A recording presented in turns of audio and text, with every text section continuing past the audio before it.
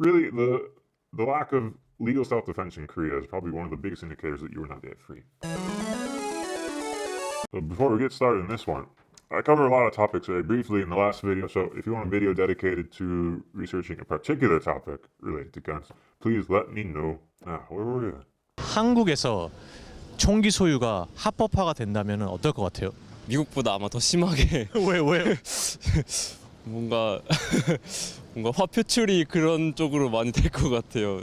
But what about Jong? All those fake foreigners on TV always say Jong is the best part of Korea. You couldn't possibly mean that it's a complete hallucination. This is a very interesting reaction, though. Are Koreans mentally unfit to responsibly bear arms? 한국에서 진짜 최악이에요. 이미 지금 우리나라에는 너무 총이 다혈질이기 없어도 때문에. 칼로든 뭐든 이미 범죄는 일어나고 있기 때문에 총까지 있으면은 더 많은 사람이 있을 것 같아요. 안 돼요. 그건 안 돼요. Of the OECD countries, Korea ranks 20 out of 86 for murder. So it seems like Korea has pretty lax knife control laws. Is that how this game works? So with both of these comments together, Koreans would take their anger out with violence, and Korea has a lot of knife crime. What does this mean? Would it not mean that the society's health and an individual's mental health contribute heavily to lashing out in general, with or without guns? Even looking at just OECD countries, the ones with the highest murder rate don't have a lot of guns. So simply owning guns cannot be the problem. If Koreans think Koreans are not responsible, or should I say stable, enough to handle it, that means Korean society has some serious problems. And I can't imagine why someone working unproductively 20 hours a day, forced by unquestioned tradition and the language itself to kowtow to their superiors, why would they feel mentally unwell? Why would kids who barely see these overworked parents feel mentally unwell?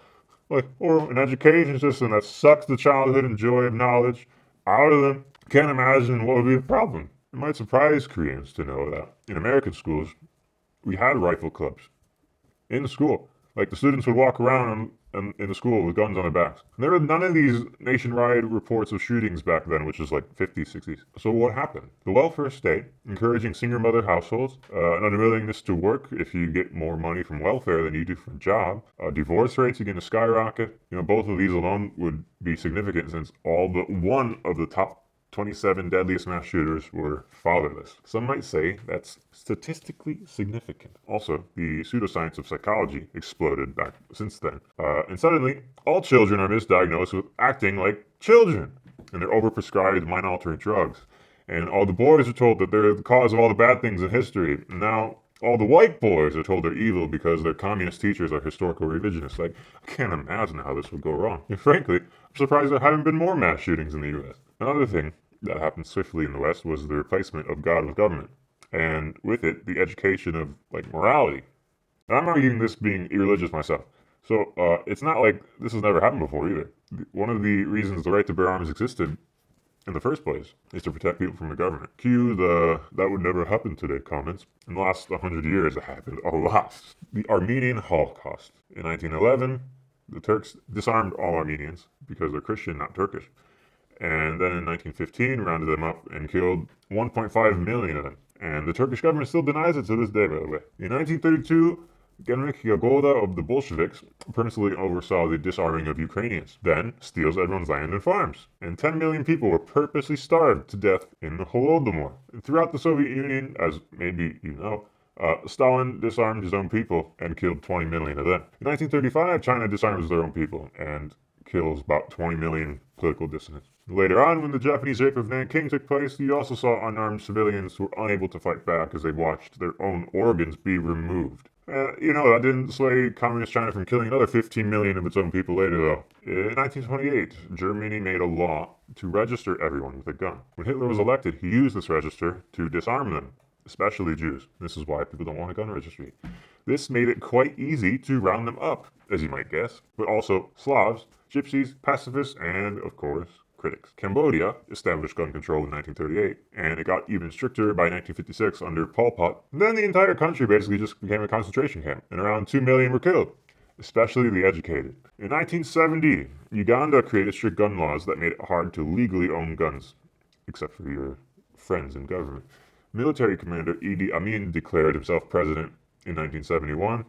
He got rid of the parliament, disarmed everyone completely, and then killed 300,000 people. Rwanda, Guatemala, there's also Sudan, Zimbabwe, most recently Venezuela. It's all the same story. I don't really need to say that a government's tendency is always going to be iron fist control, but rather that having an armed populace is a good preventative measure. As for Korea, I mean, the idea of a republic is still new here. So naturally, after hundreds of years of Confucianism, the cultural shift will take a long time to foment. In less than 100 years from now, I predict that the idea of the right to bear arms in Korea will probably become a serious discussion.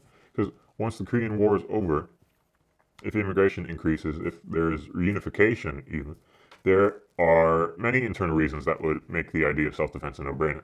You can even just look to the dissidents who were working slave labor in the Hyungjae Bokjiwon, the students who were killed by John Doo-hwan.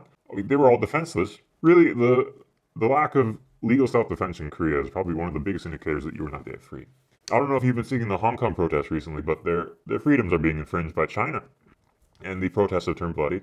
And now protesters are saying they need the right to bear arms, like the U.S. has, to defend themselves against China. I mean, forget defending yourself in the street from a rapist or something, or from government overreach.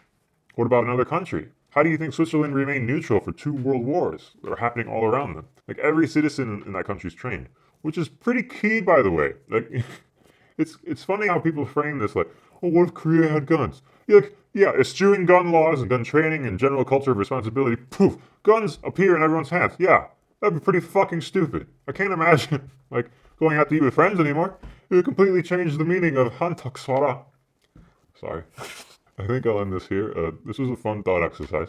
I should probably say that I'm not encouraging treason or hostility towards neighboring countries, but I'm sure it doesn't matter because all these things are taken out of context anyway. So let me know what you think. Enjoy your day. Maybe have one shot of soda. Sorry.